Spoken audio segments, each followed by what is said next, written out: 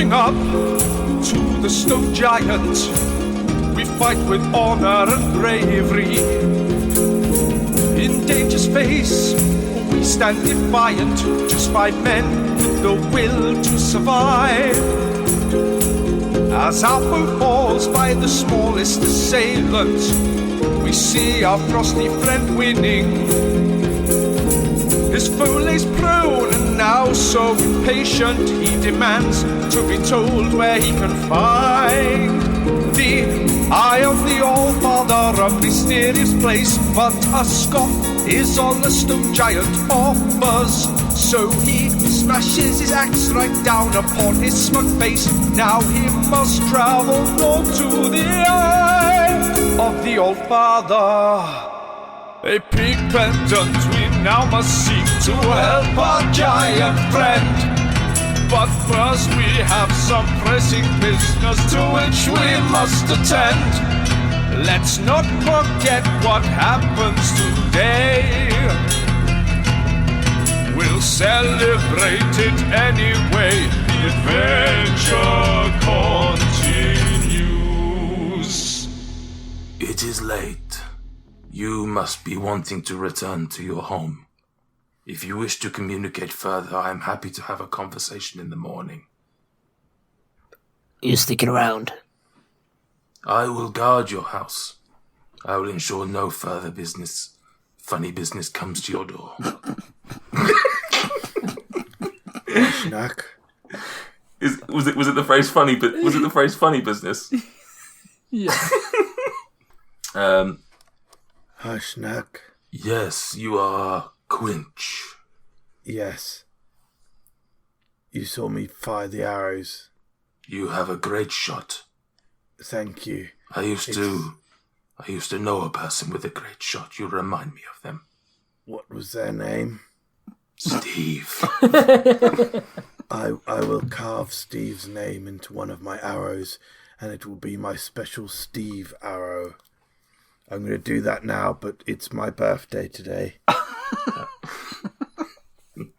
I wish you glad tidings and birthing salutations. Thank you.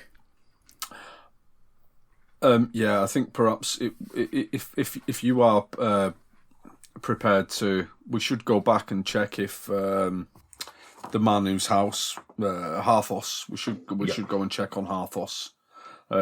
He, his property was attacked by these stone giants. Is this Dweezil saying this, or are you just saying it to the? No, this is Dweezil saying it. Okay. This is not your home then. No, we were guests here, and we came out to protect because the lord of the place is a friend of ours. May I ask, Dweezil? Many small folk run from giants. Many small folk hide from giants, but you 5 attack the giants. Why did you not run or hide like many small folk? Again, you call us small folk, and I think that you I'm going to educate you somewhat here, Hashnak. The size of somebody's physical size is perhaps less important than the size of their heart and the size of He literally just said about a dog in a fight. Yeah, but I'm saying it better than him. Philosophically, the physical size of a person can make someone can be strong. You are 3 times as tall as I am, and you are much physically stronger. I imagine. I mean, I let's just say I'm -1. I imagine you're about a +9. If we were going to put numbers on it, but what essentially I'm trying to say is it's not about the size of the dog in the fight. It's about not judging a book by its cover. That was going to be a lot better until Sam came back with his snack. I am sorry if I offend you. No, it's not offensive. not meant to be a slight on you. This was meant to be a compliment. I was curious. It was good. I have not come across many small folk.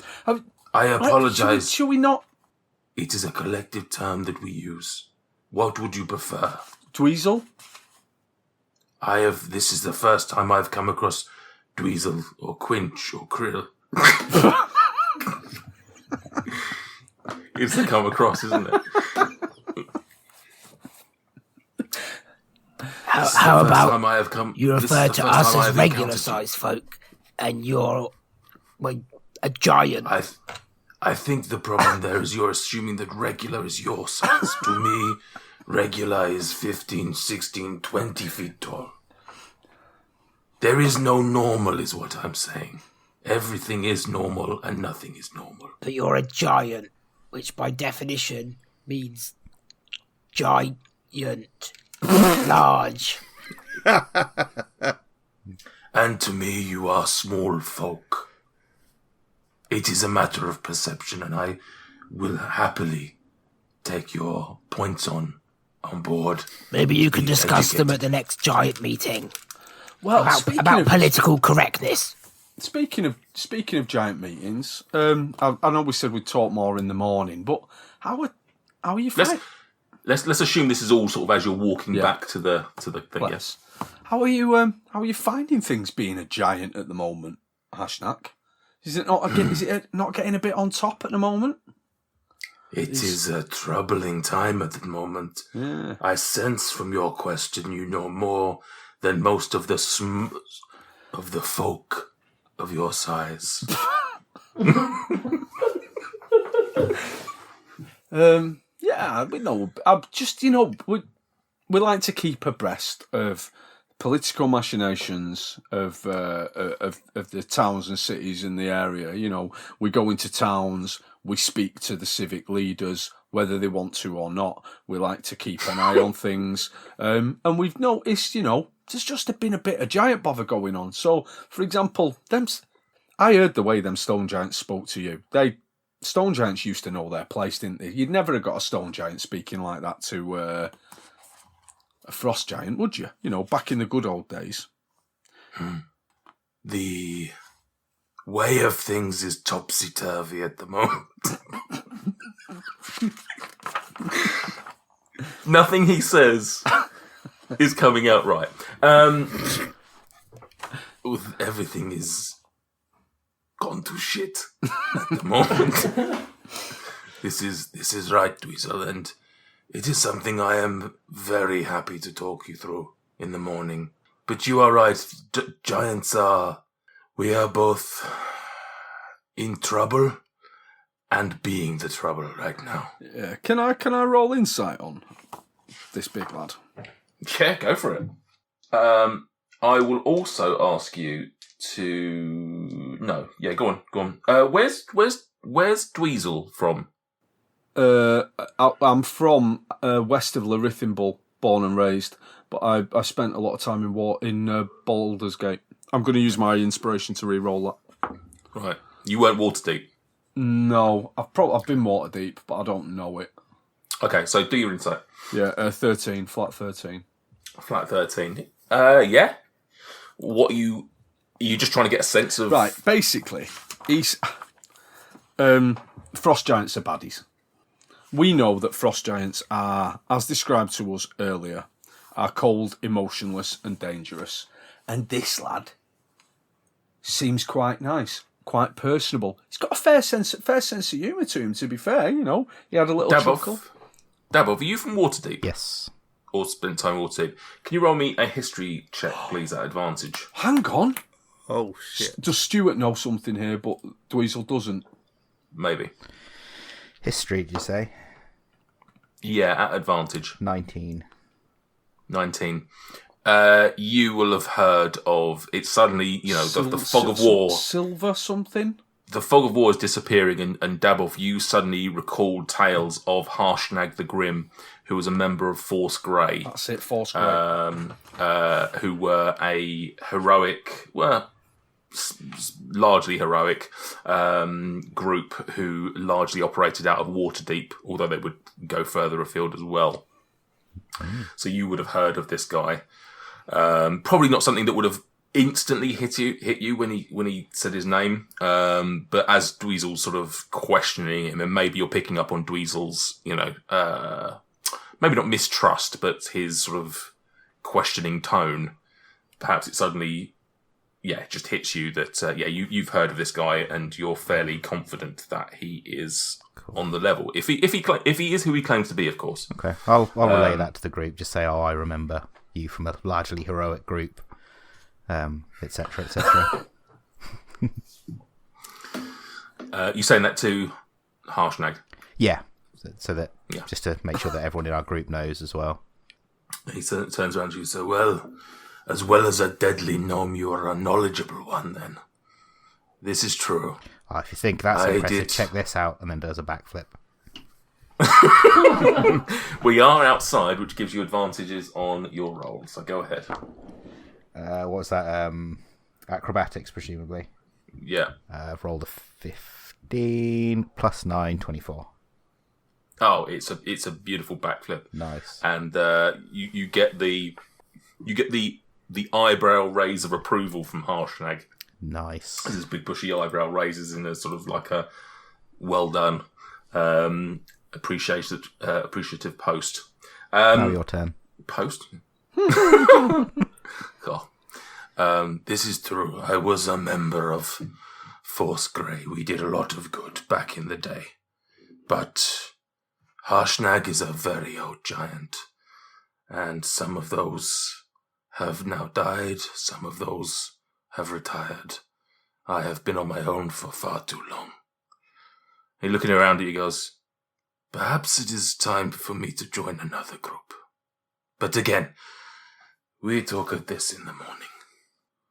And if anything else? I got a lot of questions, but we can wait until the morning. Although I feel like it's going to become the morning, and we're going to wake up and he's just going to be gone or dead. Or Both. possibly both, yeah. Gone and dead. Very much like Greg managed to move like 100 foot while he was pretty much dying, What's to say this giant can't?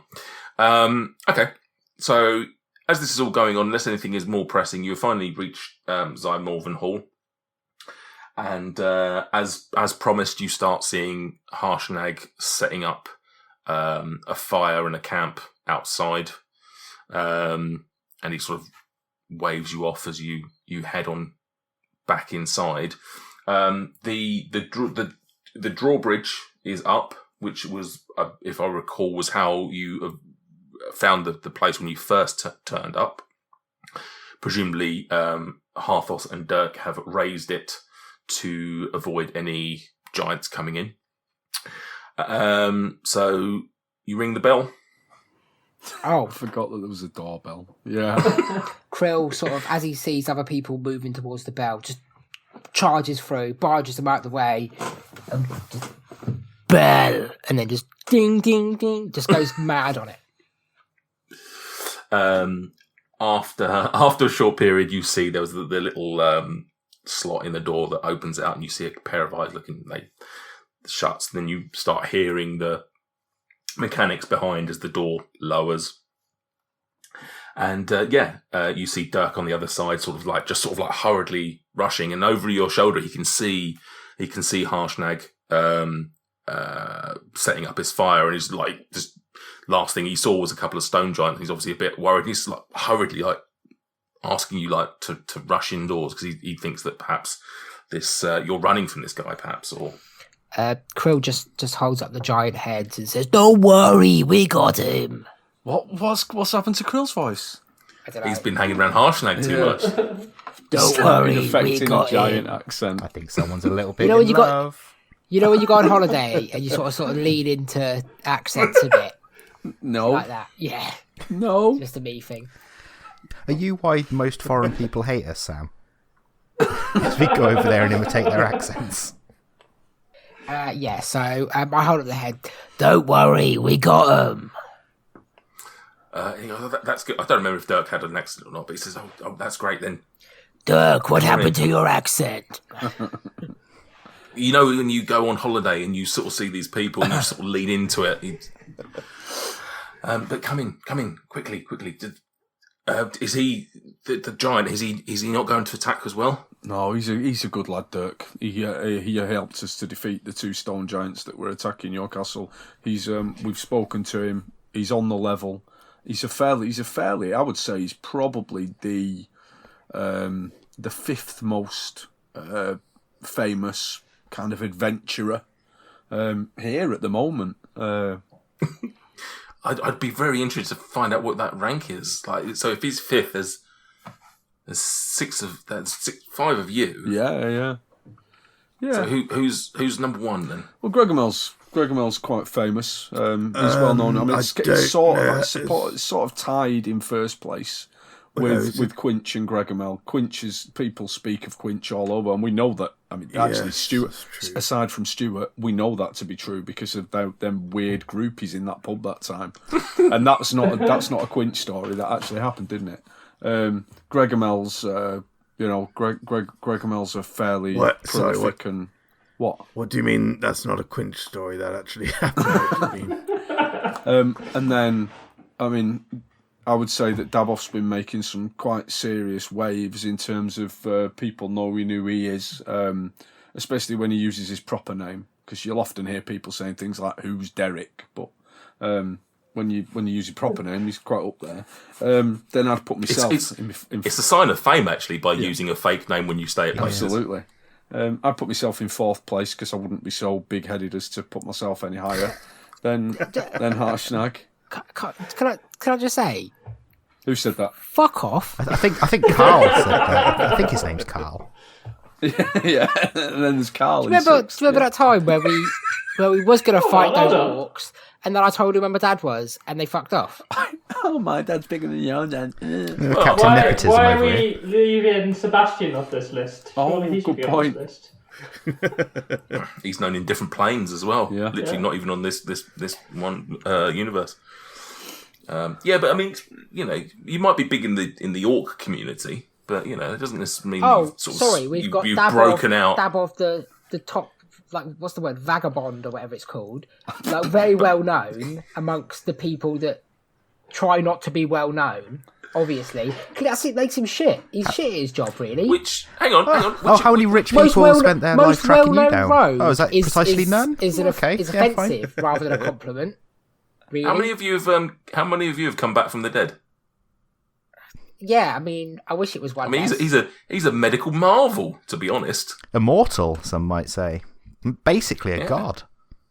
Yeah. Well, yeah. How many giants have I killed today? 1. How many have you killed today?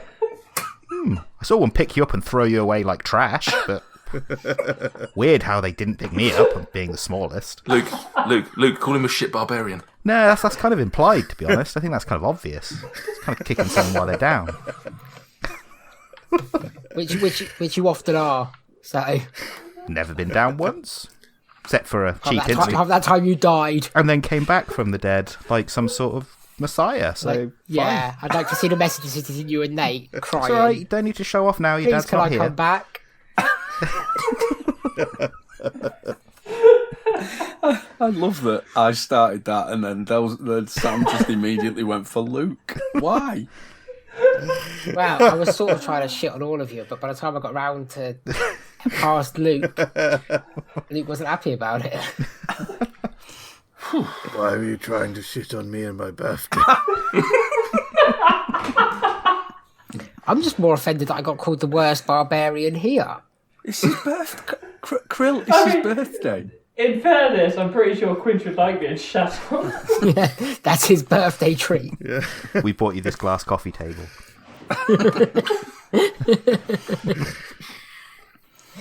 Dirk goes, right then, I'll just take you inside then, shall I?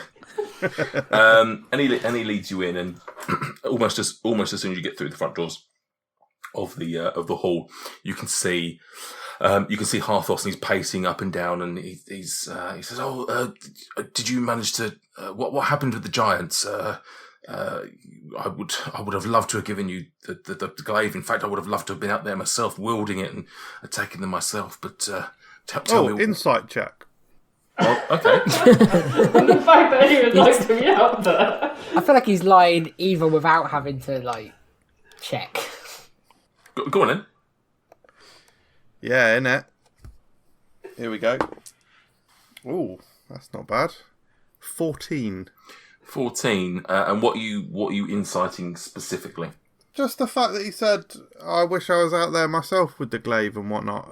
Quinch found it a bit... Sorry, Quinch is calling out someone else for potential cowardice. Is that what you're... No, not cowardice. No, just shiftiness. Okay, you Quinch is brave. What are you talking about? Quinch doesn't mind a coward, but he hates a liar. Stayed at 150 feet, picking off shots with his arrow. Yeah, made more attacks, made more successful attacks than anyone. The one person further away from the giants than you was the guy who was nearly dead. And when he woke up, he outpaced you. But not in the air. No. Anyway, your insight check gets that you sort of believe him. Like he's a little bit.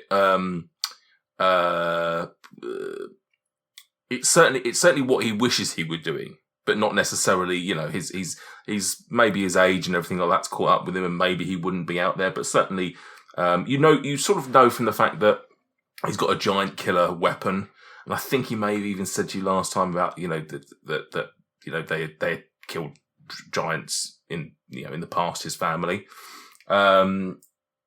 So it's not a massive lie, I guess, or not lie. Sorry, it's not a massive sort of exaggeration of the truth. It was more perhaps his own weaknesses that wouldn't have stopped him being out there. Fair. Very fair. Okay. Yeah. Lovely, So, are the giants gone? Yes. Anyone? Or are you dumbfounded by this battle? Again. They eat your tongues. I again lift up the giant's head. I don't even say anything. I just give it a little wiggle to, I guess, allow him to take from that what he will. Oh, wonderful! That is excellent. Thank you very much. This when they came for this home, I worried that they were going to tear it apart brick by brick. But thank you very much for protecting us. Do you have a fridge I can put this in? It's going to start smelling. We have a larder you can probably put it in. Fridges aren't really a thing in this world. Yes. Is Dirk nearby? Yeah, it's sort of just the other side of the door. Dirk, could you be a babe? Deal with this. And you sort of see him sort of like gingerly take the head, like just sort of like holding it out, like the sitcom way someone holds a baby. And you see him trudging off towards the kitchen area. Yeah. Then kicks it, and then he sort of stumbles over the blood, and then there's a vase, and that's toppling over, and then he catches it, and he pulls the drape. Anyway. So I'm just imagining this as a baby, that's what we're all doing, right? And Harthos basically just turns around and says, after a great battle, I know one of the things I would have loved is just to have a good old sleep afterwards and relax the muscles. So I don't know why this has gone slightly weird. I've got some incense if you want. We can arrange that. How big's your bed? Oh God, are you coming on to the Lord of the Manor? I thought he was going on to us. You please just go back to your rooms and relax, and I'll make sure there's a hearty breakfast ready for you in the morning. Well, Dirk probably will, but do you have any scented candles on that note? Sure, why not? What scent? Pomegranate. Can I have one, please? Yes. Thank you. I'll tell you, one of these days, Quinch is going to turn up at a session, and he's made some sort of weird Frankenstein's monster thing out of all of these items that he's got. No, see, I'm imagining, like, one day we're going to go into, like, his room at an inn, and he's just got, like, a perfectly made bed with all these, like, fresh sheets on it, It's going to be smelling like pomegranate candles. There's going to be like a nice meal made from like a baked potato with something in it. Nice. I don't think that potato is going to be making a nice meal anytime soon. Oh yeah, but you could plant it and then more potatoes would grow off of it. Oh. Bum potatoes. Yeah. Bum potato, 2 potato, 3 potato, 4. Awful. So you head off to your respective rooms, and it was about midnight-ish, I think, when you got woken up. So we'll call it after everything else has gone on. This is probably about 1-2 o'clock in the morning now. You got a couple of hours sleep in before, so you need another sort of 6 hours realistically to get your full night's rest, which I'm sure won't be a problem. Anything you want to do before you settle back into bed, or just flop? Can I have a word with Dirk? Yeah. Just on the quiet, on the down low, away from everyone else, just about the possibility of a cake.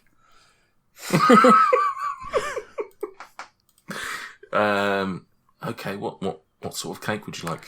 Beggars can't be choosers, really. Something suitably celebratory.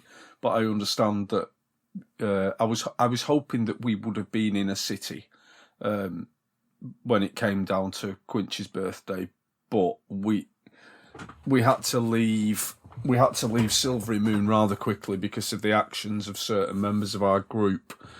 Those certain members being me, and so essentially something that we could, put a candle in.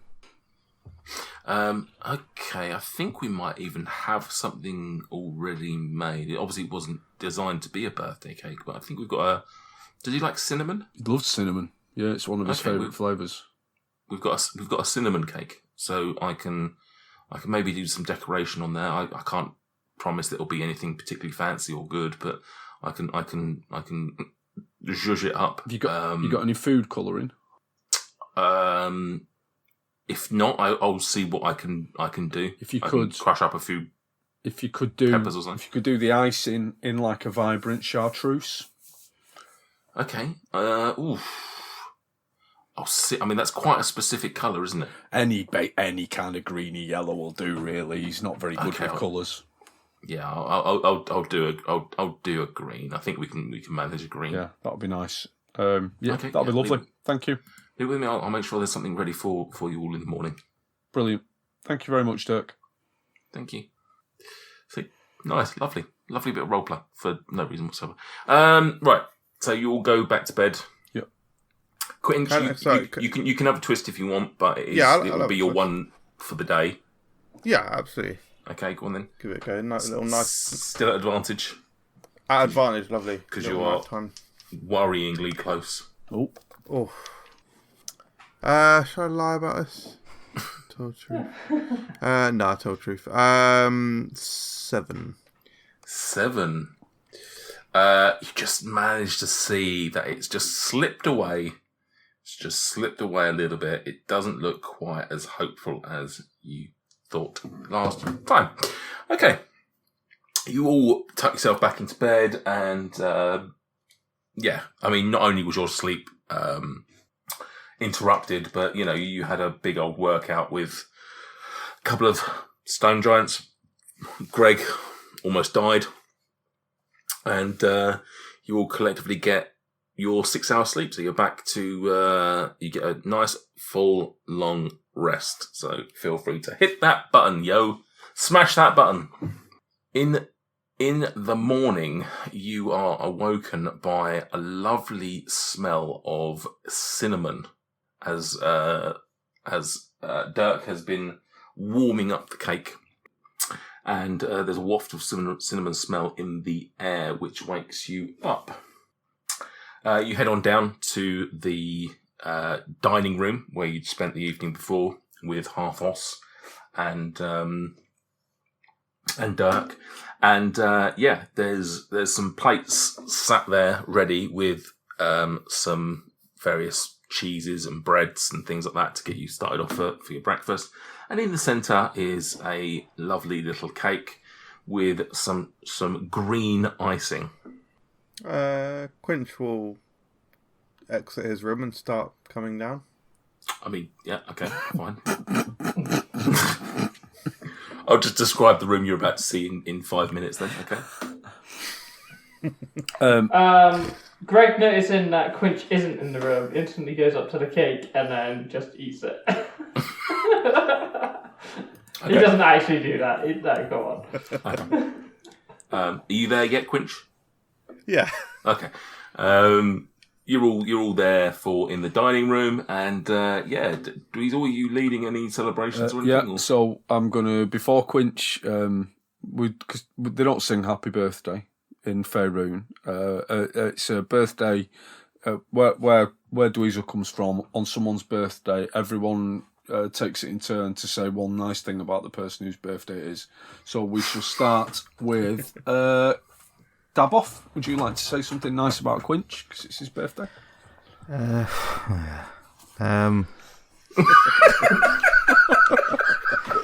What I love about that is I can't work out if that was Luke or Daboff. I like the way that you cast a nice gentle shade when you fly up towards the sun during combat, so I don't get too warm. It's like a really good bit of teamwork. Thank you, Dabov. I will make sure that you are well comfortable. I make sure that you're well comfortable. It's all right. I get that the emotion's getting the better of you. That was a beautiful speech on my part. It's fine. You can cry a little bit if you want to. Greg Mel, would you like to say something nice about Quinch? Yes, he always has a lovely story to tell. He's a man of a great imagination, and yes, we thank him for his stories around the campfires on a late night. Yeah. Thank you. It really doesn't take much imagination, though. It's just recollection. I'd like to just bring to everyone's attention something that's often overlooked, that Quinch goes to great lengths to always ensure that he has pleasant smelling things around him to disguise his own unpleasant odours. And I think we should all be very grateful that Quinch has got the foresight and the kindness to do that, because obviously without the perfumes and the incenses and the kind of things, it would be pretty unbearable. Yes, my horns tend to emanate quite a repugnant odour, so these things like these pomegranate candles are very useful for me to rub on my horns. I like the way that he also he did a portmanteau as well. He got the word repugnant and the word pungent and created an entirely new word. That's the second, just a bonus one there for you, Quinch. And Dirk?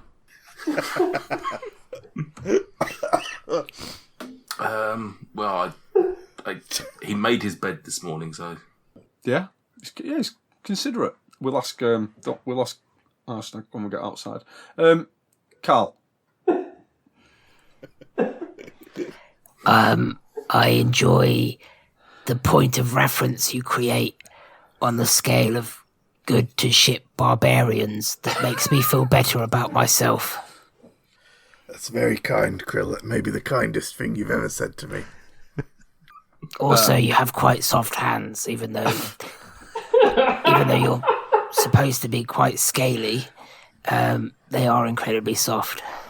Do you know he's got soft hands? Have you not seen the picture he drew of us holding hands? Thank you. Mike's enjoyed that one. My skin is very soft, you're right. Shall we... has anyone got any candles? I've got a length of rope we could probably light a bit of. I've got... Could Dweezil steal the candle, the pomegranate candle from Quinch and put it in the cake? Oh, we don't want to... I'm going to do the Shrek thing and pull out a big bit of earwax and turn it into a candle. Let's say for the record that Dirk actually put I've got a candle. He put that candle into your pack. Yeah, I've got some candles. Yeah, so I'll pop a candle on the top of Quinch's cake. Light it. Quinch now notices the cake. Quinch, can I ask, how old are you now? I'm 13. right. I've really forgotten, to be honest, but I'm sort of 30, late 30s. The candles spell out late 30s. Yeah, light the candles. My God, is the cake cinnamon? He's allergic to cinnamon. It's a cinnamon cake. Dweezil did ask if we had any food colouring, and we didn't unfortunately have any food colouring, so we've done the best we could with getting you a green icing, and that was we just sort of mashed up some of the lettuce that we had and turned it into a bit of a puree. I thought it may have been coloured with lettuce. It's one of the most beautiful shades of salad green I've ever seen. Yeah, that was our hope. You've made this middle-aged fool very happy. Sorry, late 30s is middle-aged. We don't have a very long life expectancy, you see. You do. Okay then. I hope you enjoy the cake. That's honestly so kind of you. That's touched me very deeply. I look forward to eating some immediately. And you sit down and eat it immediately, and yeah, it's exactly how you would expect a cinnamon cake with a lettuce icing to taste. It tastes absolutely wonderful. Are you going to share it out? Please, all have some cakes. I think I'll pass personally. Too much gluten for me, you know. Oh no, this is we had a gluten free. This is a gluten free cinnamon cake. The Harthos is celiac. Is that That's is the that one. thing? Yeah. He's a celiac. He's getting on. So please enjoy the cinnamon and lettuce cake that we've set out for your friend. Okay, I'll take a slice and kind of pick up the cake from underneath without getting the icing on it. Are we making as much progress as you'd hope today, Nate? Yeah, it's good. I like this. Full banner. It helps. It helps when I'm underprepared. I scoop up some cake. I'm gonna take some outside for hash. I can't read my own handwriting. Have some hash. For hash. Is it hash? Hash snack. Harsh. So to clarify, it is harsh nag. Harsh nag. I'm going to take some one word. cake Harsh outside for harsh nag. And with that, I head outside with a scoop of cake. A scoop of cake. Just a claw of cake. Yeah, it's just I've scooped up some cake. With that. You know when you see those pictures of like unsatisfying cuts, that's the Krill's just taken just a big chunk. You know he's taken out of right out of the middle as well. Yeah. He's taken his exact percentage out of it. And then another 10%. 96. Yeah, so I head outside to see the name you told me it was. Hashtag. Oh, it's wonderful that you've got notes and a strong memory. Yeah, what the rest are you doing? You following Carl? Yeah, I think we'll probably go outside and go see Harsh Nag. Okay. As you're leaving, Harthos and Dirk say, it's been wonderful to have you here, and it's Harthos in particular. He said, I do wish you all the best in finding the weapon, and please, if you find my son in Neverwinter, please do get him to write. Please do get him to come home. I would love to speak to him again. Yes, we will show him the bracelet. Was it a Necklace, bracelet? swan pendant. Necklace. The swan pendant, and hope him to return home. Yeah. Okay. Did he give you any information about where to find him? Yeah, in the pub. Have we asked? Okay. Yeah. Have we asked him about the Seekers thing? The what? What's the thing that they need to get to? The pig pendant. The peak pendant. That's it. Yeah. Oh no, that'll be harsh then. But No, but is it worth asking this guy if he's ever heard of it? can do if you want. Yeah? Ask him away. Just before we leave, have you ever heard of... And I look at Dweezil and just wait for him to guess what I'm thinking, really. As Krill has forgotten the name of it. I think... 2 seconds So you've just said, have you ever heard of? Have you ever heard of the... And he's doing like... He's indicating towards his neck. Are you talking to Dirk or Harthos? Harthos, but then Okay. I've obviously turned to look at you to fill in Okay. the gaps. So you said, have you ever heard of? Sorry about this, Harthos. I made reference last night to Krill being perhaps the 6th most famous one out of all of us, and I think he's just looking for a little bit of reassurance that people have heard of him. If you could just play along with it, just say that you've heard of him. Maybe that you've heard of his dad. He gets quite. I hate this so much. The peak pendant, Harthos. Hang on a second. Let Harthos. All right, go on. I can't say that I have. I mean, I obviously from the last 24 hours, but other than that, no, I've not heard of the Zatulas. Carl Zatula. I need that as an artwork, please, Sam. Not happening. Oh, God.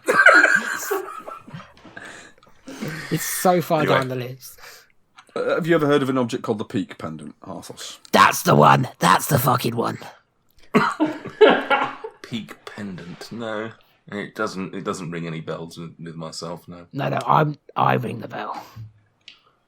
Oh, very good. Yes. Dirk did tell me that there was someone a little bit over enthusiastic with the device.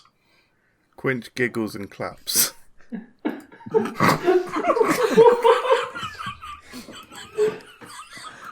Just one clap, or Yeah, as if he liked what Krill said. no? The cinnamon's gone to his head, bless him. The devil's lettuce on top. As soon as he gives No, any no. indication that he's not heard of it, I just turn face and carry on out to the giant.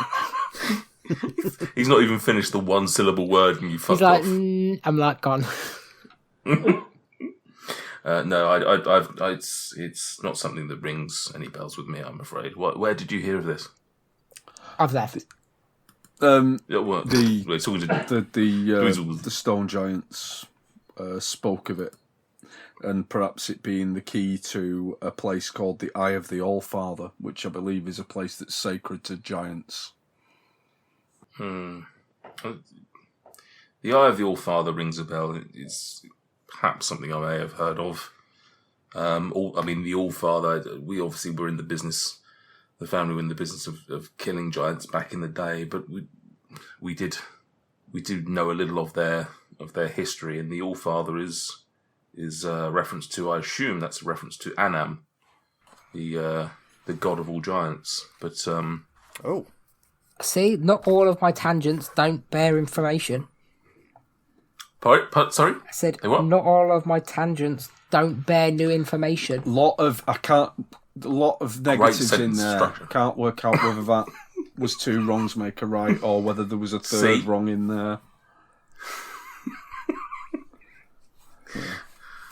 Not all of my tangents Don't bear information. Don't don't bear no don't put- information. That was Krill saying that. Yeah. That would be reference to Anam, I assume. But the Eye of the All-Father, it rings a bell, but not something that I could really talk about in any great detail, I don't think. No. Okay. So we've got the Swan Pendant. We know where your son is. Anything else that you think is important before I head out? Always make sure you're wearing clean underwear, just in case you get run over by a cart. It's been a long time since you've been adventuring, isn't it, Arthos? We don't all have the benefit of a house and a servant to provide us with clean underwear. Yeah, we don't all have underwear money. We don't all have underwear. Aside from that, no. And if you ever find yourself back this way, then do feel free to pop in for a cuppa. Speaking of carts, you've not got a spare one kicking around, have you? I think you asked this question yesterday. Yep. This feels like such a long time ago, though, Hal. You said you had one that you wasn't willing to spare, and then we saved you from giants. So that doesn't. It's weird. That doesn't. Weird that Krill had left 5 minutes ago, but now he's back again when there's something about getting something for free. And it's weird. That's the thing that he remembers as well. I came back because I have to ask Dirk to fetch the giant's head from the fridge. Okay, no, that's fine. Yeah, I thought we might have mentioned it, but with the giants and Quinch's birthday. No, you did. Out of character, you did actually ask last time, and they, as Sam said, they do have a cart, but they realistically need it themselves. That's fine. We'll get a cart somewhere else. I'm thinking when we do get the cart, we put the statue of the dwarf as like a hood ornament. Yeah. That'd be cool, wouldn't it? Yeah. Maybe we can I did like that we were going to do the troll's head and call it a troll's Royce, though. Yeah. Well, we can have two carts. That'll be like Fast and Furious. Lovely. Dirk, head. Yeah, Dirk does give you the head. It looks a little. I mean, it's whilst the larder has kept it relatively fresh, it is not in quite as good a condition as it was 6 hours ago when you handed it. Is there anything that we can do to it? Have you got any salt, Halthos? Yeah, we can spare you some salt, certainly. Have you got any salt in a sack big enough that we can put some salt and then put essentially, don't want to bore you with too many details, but I need to take this stone giant's head back to Tribor. Gonna make stone giant head jerky. So, sorry, why is this not going into the bag of holding? It's going to go into the bag of holding, but I think I'd probably like to put it in a sack with salt in it, inside the bag of holding, like a baggie in a baggie. Yeah, like when you go travelling, you put your toiletries in a bag just to make sure that they don't. Yeah, I don't want it to explode. I don't want it to leak everywhere. Yeah. He sort of looks at Dirk and says, "Do we have a sack?" Dirk sort of nods and he trundles off and he comes back with a sack full of salt for you. There you go. Yeah, so we'll pack the stone giant's head in a sack full of salt. I will daub the word stone on the sack in ink, and then I will pop the whole thing into the bag of holding. Haven't times changed, MJ? They all laughed at you when you were pickling dicks in the first game. Yeah, I know. I'm hearing it all, mate. Don't you worry. Now they're making head jerky or something. Okay, so you do that, and you head out into the bright spring day. And as you get past the walls, you see, as promised, Harshnag is sat around some cooling embers, packing up his stuff, and he sees you and says, "Morning, adventurers. Do you wish to talk now?" Thank you so much for listening to Dice and Desire. If you were... Hello. Quinch, what are you doing here? I thought I'd help out with the promo. No, Quint, no, come on. You're just going to talk about random place names that don't exist. No, I wasn't. I was going to talk to you about my adventures in Valaquanth, the very best that the Tendering Meadows has to offer. God, if you have to be here, at least read this out. Okay, what have we got here?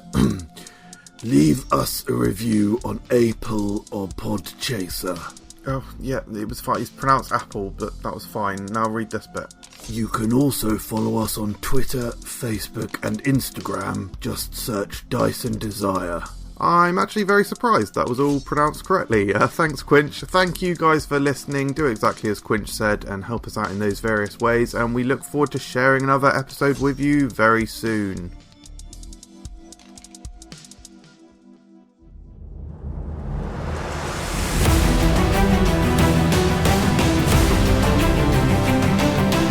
In a world besieged by darkness, torn apart by hatred, where the cruel, the wicked, and the heartless rule over all, romancing the dungeon is an epic tale of 4 legendary heroes who unite in the name of love, unity, and friendship to bring light and hope back into the world. Are you serious? Those four wouldn't know what love is even if it was tattooed on their asses. You got the wrong show if you think these four are love experts. I'm the only love expert you need, so we're doing this my way.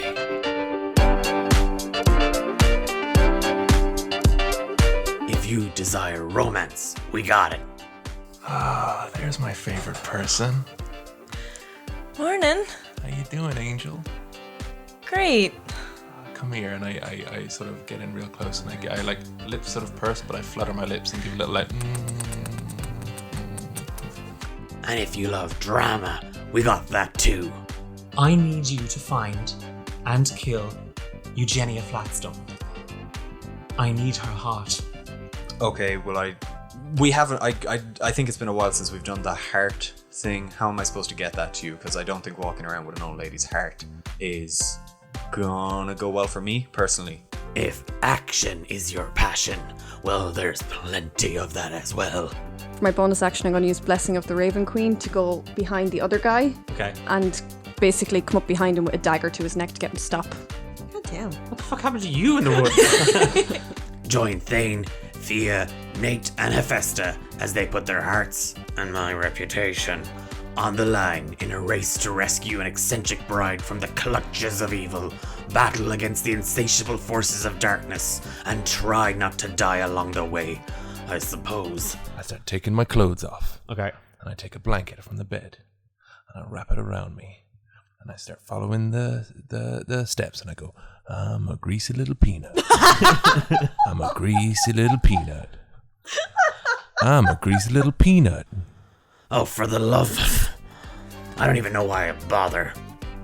Romancing the Dungeon, a softcore D&D podcast about four heroes on a quest for true love and discovering what that really means for them. Available wherever good podcasts are found. Good podcasts? Well, that's blatant false advertising.